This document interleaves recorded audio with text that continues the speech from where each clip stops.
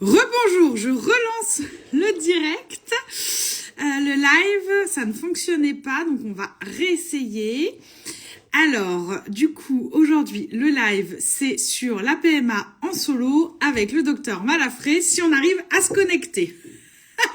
Voilà, jusque-là, on n'arrivait pas à se connecter. Il y a des fois, ça fonctionne pas, on ne sait pas pourquoi. Des fois, voilà, comme on disait tout à l'heure, les aléas du direct. Et des fois, ça veut pas. Donc, je ne sais pas. On va réessayer. Alors, du coup, Anna, je te vois connectée. Refais une demande. Et on va voir si ça fonctionne. On croise les doigts parce que sinon, c'est dommage. Mais en ce moment, Instagram, il est un peu capricieux. Hein. C'est un peu la cata.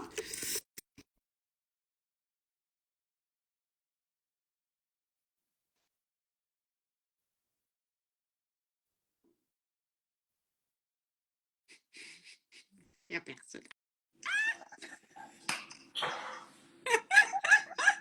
Ça y est, ça Il y a des marche. fois, ça veut pas. Bonjour, bonjour. Comment ça va? Bonjour. Ça va? Tout va bien? Tu m'entends bien? Moi, c'est impeccable. Bon, je pense qu'on a trouvé le souci et ça y est. Bon, ok, super. Le principal, c'est que là, ça fonctionne. Voilà, donc comme je le disais rapidement, aujourd'hui, on parle de PMA solo.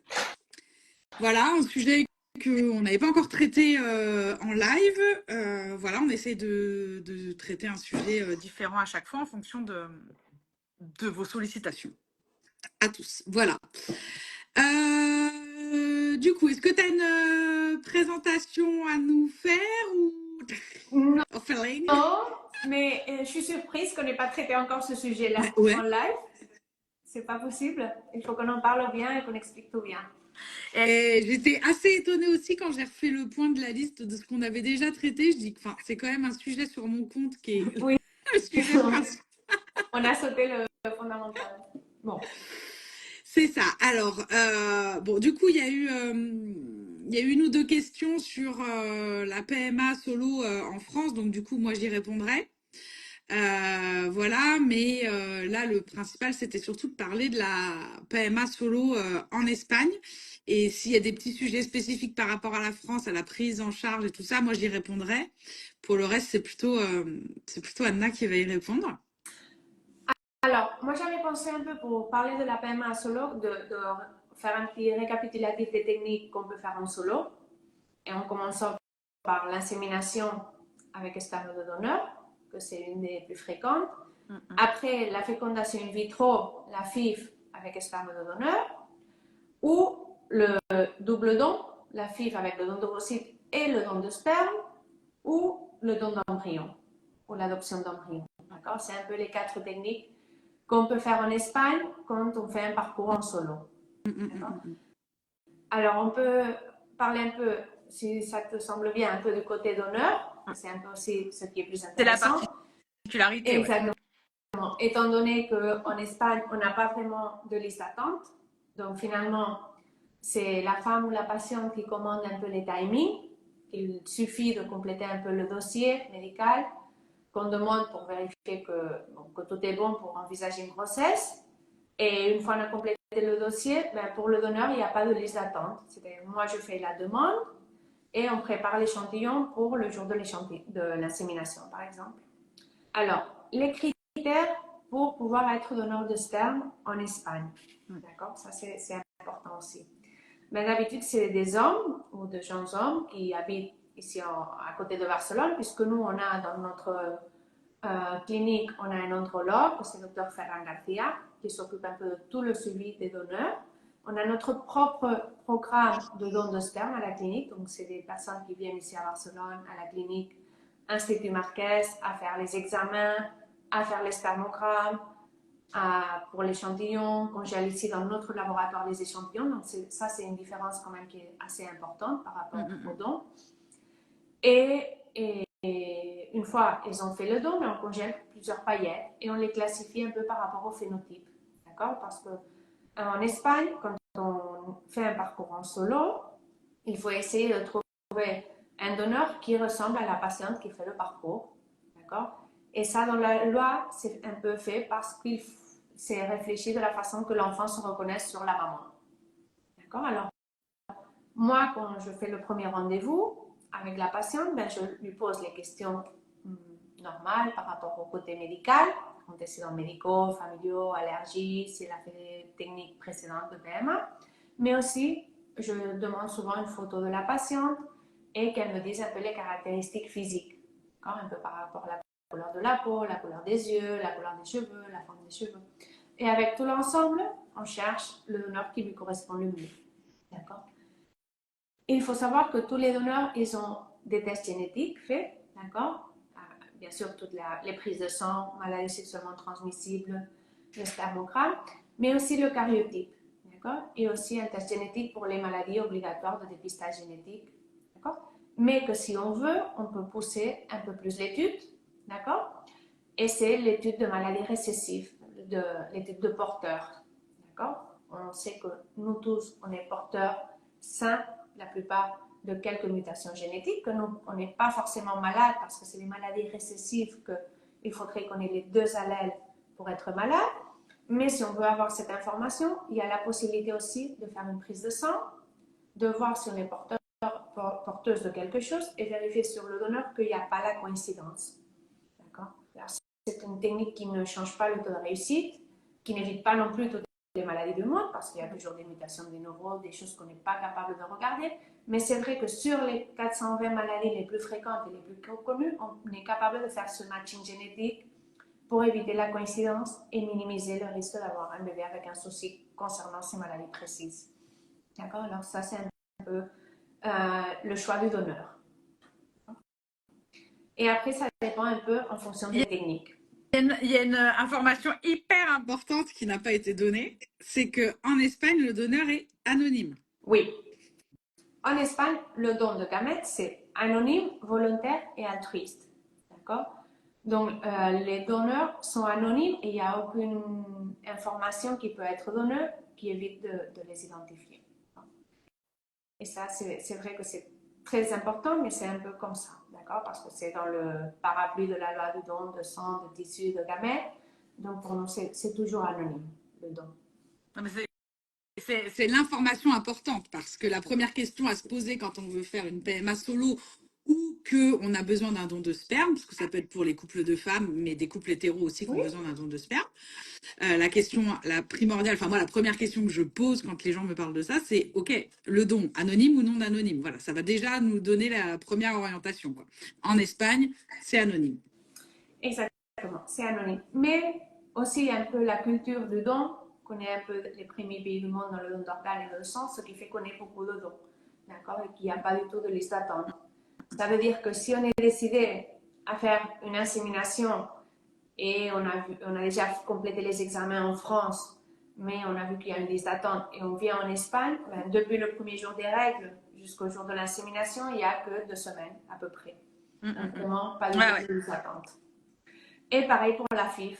Donc, avec la fécondation in vitro, on fait le protocole comme on le ferait en France, plus ou moins. C'est nous qu'on dit les dosages, les traitements, mais les patients peuvent faire les contrôles et le suivi folliculaire des follicules avec son gynécologue confiance qu'il a su d'habitude et m'envoie les comptes rendus avec l'écho, la prise de sang et moi je fais le retour. Et quand la patiente a les follicules qui sont prêts pour la ponction, elle arrive la veille, on fait la ponction le matin et on prélève les ovocytes et les ovocytes mûrs, on va les mélanger avec cet échantillon de donneur, de don de sperme. Et le lendemain, moi je appelle la patiente pour l'informer de combien d'ovocytes on a prélevés, combien il y en avait qui étaient mûrs et combien ont bien fécondé. Et après, la patiente, elle reçoit le lien des embryons qui vont faire son développement jusqu'au stade de blastocyste.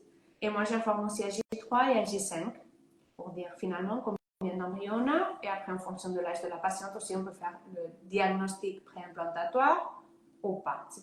Finalement, l'important, c'est personnaliser le traitement à chaque patiente, à chaque moment.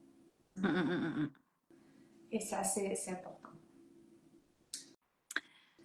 J'ai eu une question qui m'est venue en tête, je ne sais plus. Alors là, j'ai vu une question passer. Alors, c'est concernant la France. En France, c'était anonyme. Depuis que la loi bioéthique est passée en août 2021, ce n'est plus anonyme. Voilà, c'est complètement ouvert. Maintenant, là, on liquidait les stocks. On était un peu entre deux, anonyme, non anonyme. Ça dépendait des régions, des sécos. Enfin, c'était un peu, voilà. Mais là, à partir de 2025, c'est non anonyme. Voilà. Mais en France, les délais d'un sécos à un autre peuvent être très longs. Voilà, Ça ça, change c'est un beaucoup. autre sujet. Voilà. Oui, finalement, le délai, c'est surtout important si on tient compte de l'âge de la femme et de la réserve ovarienne. C'est pas la même chose attendre 2 ans si on a 26 ou 28 ans que si on en a 35, 37. Voilà, exactement. Donc ça, c'est différentes questions, effectivement, à se poser, l'âge qu'on a et du coup, les délais aussi, voilà, en fonction de là où on habite. Voilà, donc c'est effectivement en France, c'est ouvert, la PMA solo, mais ça reste encore assez compliqué. Mais il y a des régions pour lesquelles c'est pas du tout compliqué. Voilà, ça va dépendre un peu des, voilà, des médecins, des stocks de gamètes et tout ça.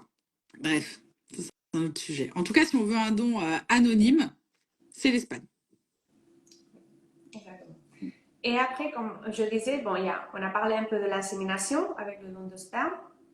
Si jamais ça fonctionne, l'insémination, et on veut essayer de garder des paillettes pour un deuxième bébé, c'est possible. Alors, les paillettes, c'est les les échantillons de échantillons. sperme Oui. voilà, du donneur. Exactement. On peut essayer d'en garder pour un deuxième bébé, d'accord? Même si c'est jamais une garantie 100%, d'accord? Mais on peut le demander, d'accord? Et souvent, ça, il n'y a aucun souci dans ce sens-là. Pour la FIV, bon, je vous ai expliqué aussi qu'il n'y a pas de souci. Et après, il y a le double don ou le don d'embryon, d'accord?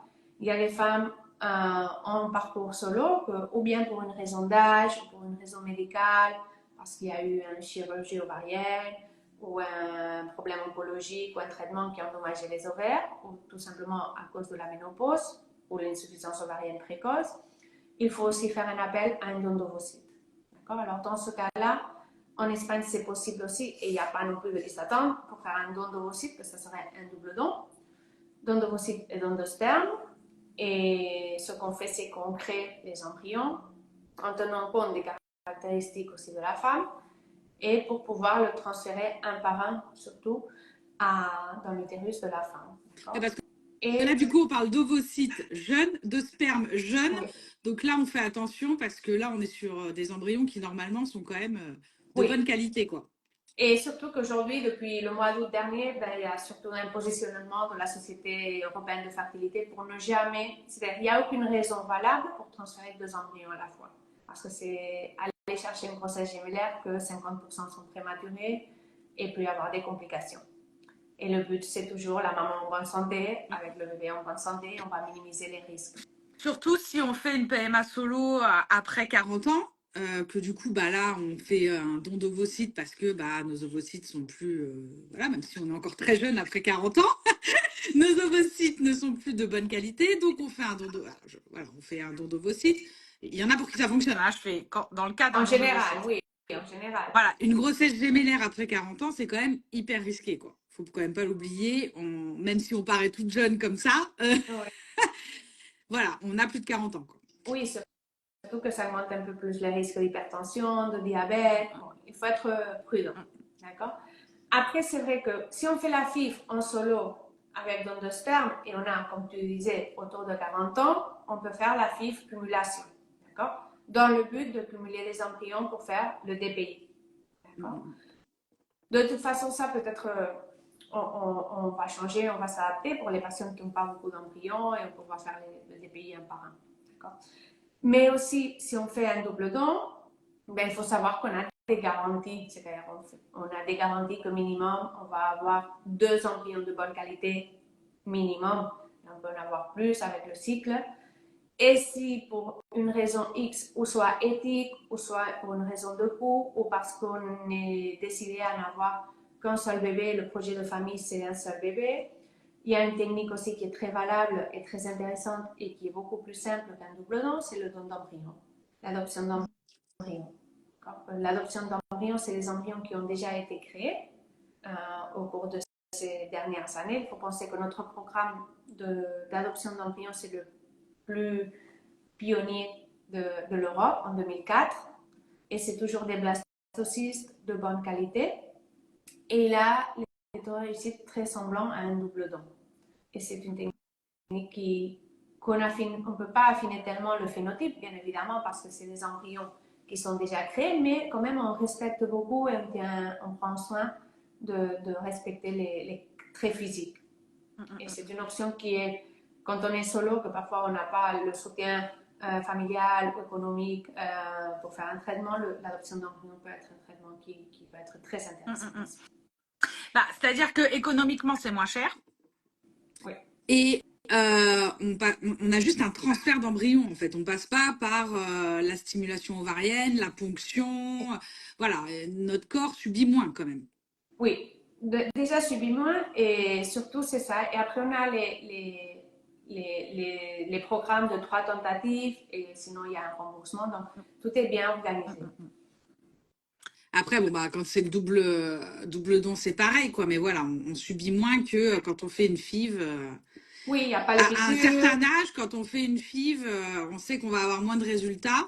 Oui. C'est quand même plus intéressant de faire un Oui. double don ou un... Surtout au-delà de 42-43 ans, où le taux de réussite c'est vraiment petit, c'est-à-dire qu'on parle de taux de réussite de moins de 5% pour nouveau-nés, d'accord? Parce qu'une chose c'est tomber enceinte et avoir le test de grossesse positif, mais après il y a la deuxième partie, que c'est l'évolution de la grossesse qui est beaucoup plus délicate, parce qu'il y a toutes les raisons chromosomiques, non, qui jouent autour avec l'âge.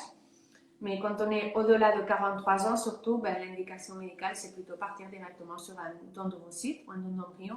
Et là, on évite un peu de subir tout ce que tu disais, non? Les piqûres journalières, la ponction, le bloc opératoire, l'anesthésie. Et bon, et c'est vrai qu'il faut un autre cheminement, parce qu'il y a un cheminement émotionnel et de comprendre bien qu'est-ce que c'est qu'un don. Mais bon, quand on a assumé déjà le don de sperme, peut-être c'est différent. Pas forcément. Pas forcément. Mais bon, mais c'est pareil, c'est assumer un chemin. Il faut faire ce cheminement pour être clair et il y en a être pour rassuré de ce qui le qu'on fait. cheminement est assez simple, facile et partent en Oui. don d'ovocyte ou don d'embryon assez facilement. Il y en a d'autres pour qui bah, c'est plus compliqué à accepter. Ou c'est pas une option C'est pas une directement. option. Moi, par exemple, c'était pas une option. Quoi. Voilà, mais ça, c'est très personnel. Voilà, c'est très, très personnel. Et finalement, mon travail, c'est accompagner la patiente. C'est pas lui dire qu'est-ce qu'il faut faire. C'est lui faire comprendre un peu quel est l'intérêt de cette technique, quels sont les pour, les contre. Quelles sont ses options. Bien expliquer tout. Et finalement, entre les deux, trouver la meilleure façon d'arriver à aboutir à ce bébé et faire ce rêve, non, que c'est être maman en solo. Ouais. Donc, on a donc, toutes ces techniques. Le don de sperme, donc anonyme, tous les phénotypes. Oui. Barcelone, vous avez de toute manière... Bon, il y a tout. Oui. Barcelone, c'est très cosmopolite. C'est-à-dire on a des donneurs de toutes les origines. Et pour ça, il n'y a aucun souci pour les origines. Les donneurs, ils ont à peu près quel âge? Alors, d'habitude, ils ont entre 18 et 40 ans. D'accord? La plupart, c'est ça, c'est entre les 20 et les 30. Et si on passe par le double don, donc avec don d'ovocytes, les donneuses ont quel âge? Et les donneuses, elles ont entre 18 et 34 ans, c'est-à-dire moins de 35. C'est un peu différent par rapport à la France, que d'habitude en France, c'est jusqu'à 37 ans qu'elles sont acceptées. On est un peu plus strict dans ce sens-là. Ok. Alors, il y avait une question que j'ai reçue avant qui était de savoir si on pouvait faire une PMA solo en Espagne et en même temps en France. Alors, ma réponse est oui, vous pouvez très bien. Alors, je pense que cette question vaut parce que en France, les délais peuvent être très longs. Donc, effectivement, on peut faire les démarches en France et à l'étranger en même temps, sachant que à l'étranger, ça va aller très très vite. Donc on peut faire des inséminations en Espagne en attendant que notre dossier passe en France. Si on a une grossesse, tant mieux. Si on n'en a pas, voilà. En tout cas, on ne pourra pas faire la demande de prise en charge pour PMA à l'étranger si on fait les deux en parallèle. Voilà. Par contre, si vous allez à l'étranger, parce qu'il y a quand même voilà, si vous arrivez à un certain âge, il y a quand même des gros avantages à aller directement à l'étranger. C'est le temps qu'on va pas perdre et que notre corps va pas prendre. Et on peut faire une demande de prise en charge de la CPAM pour une PMA à l'étranger en justifiant pourquoi on part faire notre programme. Voilà. Donc ça, c'est tout un dossier à monter. Il faut pouvoir justifier pourquoi on va à l'étranger et du coup, on a une prise en charge en France. Donc ça peut être par contre très avantageux, quoi. Voilà. Ça, c'est Par contre, si vous faites le double parcours, si vous montez un dossier en France, mais qu'en même temps vous essayez à l'étranger, vous ne pourrez pas faire la demande de PMA à l'étranger, puisque vous aurez déjà la CPAM pour la France. Voilà. C'est clair, mais voilà. Ça, il y avait eu cette question, donc je pense que c'est des histoires de dossiers, de délais en France. Oui, ça, moi, je le vis pas parce que je suis le médecin de l'Espagne, alors je connais pas ce qu'il y a derrière. Mais bon, Et après, c'est je que peux c'est entendre, si tu important. veux, que les femmes qu'il y a des femmes qui ont envie de tenter en France pour l'aspect financier, puisqu'en France, tout est pris en charge. Sauf que les délais peuvent être très longs. Donc, effectivement, faire un dossier en France pour se dire, bah, si on fait une FIV, au moins on l'a fait en France, c'est tout pris en charge. Mais commencer ses essais en Espagne, moi, je conseille toujours quand même, si on est pressé, de commencer en Espagne parce que bah, voilà, les inséminations, ça peut aller très très vite et ça peut très bien fonctionner, Oui, quoi.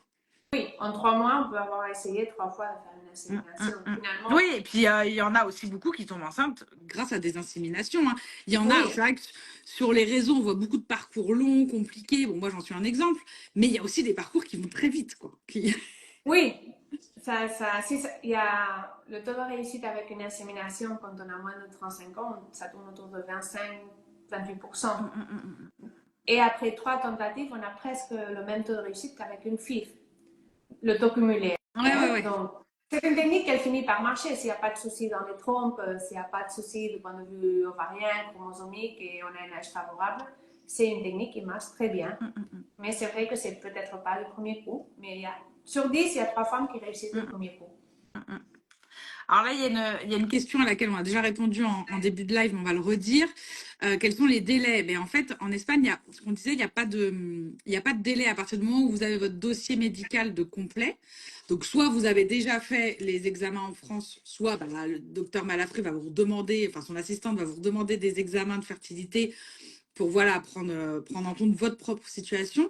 Mais il n'y a pas de délai sur le don de sperme. Donc, si votre dossier est complet, vous avez vos règles, vous allez faire une insémination. Ça va vite.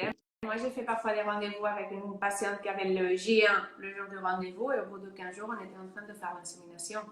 Voilà, Si si elle a le déjà dossier fait est les complet. examens, que c'est une écho, un frottis et une prise de sang, bien sûr, ça peut changer un peu avec les antécédents médicaux, mais bon, en général, quand on est en bonne santé, c'est tout simple.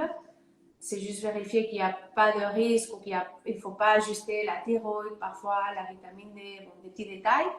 Mais sinon, il n'y a pas de liste d'attente. Donc, c'est assez rapide et ça, c'est aussi important parce que quand on désire un bébé, ben, toujours il y a cette angoisse, non, qu'on fait le plus tôt possible. Bah oui. Et puis bon, malheureusement, la femme, le temps passe et voilà. Et est-ce que à chaque insémination, à partir du moment si on refait une insémination, c'est que ça n'a pas fonctionné, est-ce que vous changez le donneur? D'habitude, oui. Ça dépend. Ça dépend si c'est un phénotype très précis. Ben, ça dépend. S'il y a quelqu'un qui vraiment lui correspond très bien, ben, peut-être on peut continuer avec le même, mais le plus fréquent, c'est changer le donneur. Mais il n'y a pas d'évidence, hein, c'est-à-dire le taux de réussite. Si le donneur c'est un spermogramme normal, bien sûr, ça ne change pas le taux de réussite qu'on le change ou qu'on ne le change pas. D'accord? C'est vraiment un changement social, pour le dire d'une façon, mais pas strictement d'évidence médicale qu'en changeant le donneur, on a des meilleurs résultats. Oui, mais les inséminations, c'est comme les rapports avec votre Naturel. conjoint, hein, voilà. Et c'est très naturel l'insémination. Finalement, la seule chose que je fais, moi, c'est déposer le sperme dans l'utérus. Et après, le spermatozoïde, il faut qu'il voyage dans les trompes, qu'il se retrouve avec l'ovocyte et qu'il revienne et il fasse l'annulation. La seule différence avec un rapport couette naturelle sous la couette, c'est que bah là les spermatozoïdes ils ont pas le col à passer et la glaire et voilà donc il y Et a qu'ils sont pas concentrés. voilà et ils Exactement. sont concentrés, ils sont déjà triés. Voilà, c'est pas le col et la glaire qui vont faire le tri, voilà, c'est déjà fait et ils Ouais. sont directement posés au fond de l'utérus quoi. Oui, c'est l'optimisation du rapport. Voilà. Quand il y a un rapport, il faut quand même qu'il passe tout ce col, ces cryptes, la glaire, voilà, qui peut les tuer ou Oui, pas. yeah. Cette glaire qui fait aussi un tri quand même sélectif des spermatozoïdes. Et après, il faut qu'ils aillent au fond de l'utérus. Donc, on leur évite quand même beaucoup de choses. Si, si, si. Mais après, bah, s'ils n'ont pas envie de copuler, arriver dans la trompe, bah, ils copulent pas et voilà quoi. Enfin, voilà, c'est.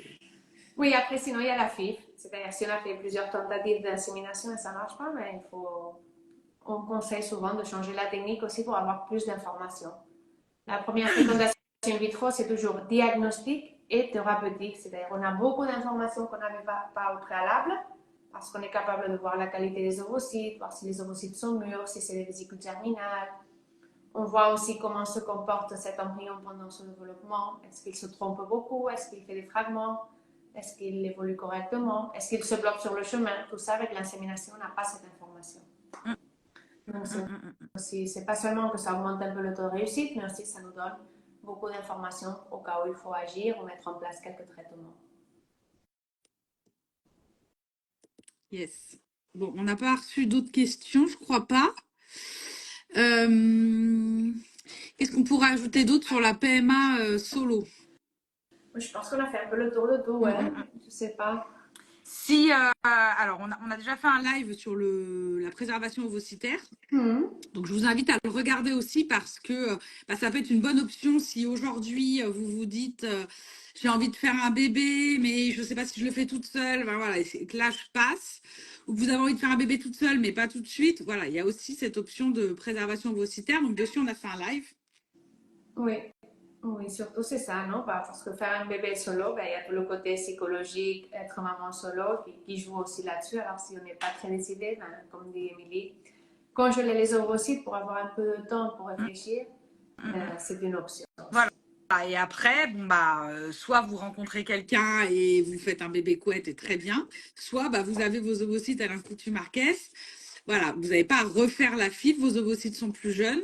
Vous venez avec monsieur et on prend son sperme pour féconder les ovocytes, ou alors vous êtes en solo et dans ces cas-là, vous avez vos ovocytes qui sont congelés, on prend un donneur et on féconde vos propres ovocytes qui sont quelques années plus jeunes avec un donneur. Donc ça peut être une bonne option aussi. Exactement. Très bien. Voilà, et donc ça c'est pareil. La préservation ovocitaire en Espagne, c'est en claquant des doigts. Quoi. Enfin, voilà. En France, il y a un délai d'attente pour donner ses ovocytes. Il y a tout un protocole à passer. Voilà, ça peut prendre plus d'1 an. En Espagne, c'est très rapide. Oui, nous, on n'a pas de délai. Et je vois une question par rapport aux tarifs, mais les tarifs, moi, je connais jamais. C'est mieux de faire un petit mail à la clinique et ils vont vous informer tout de suite de toutes les techniques.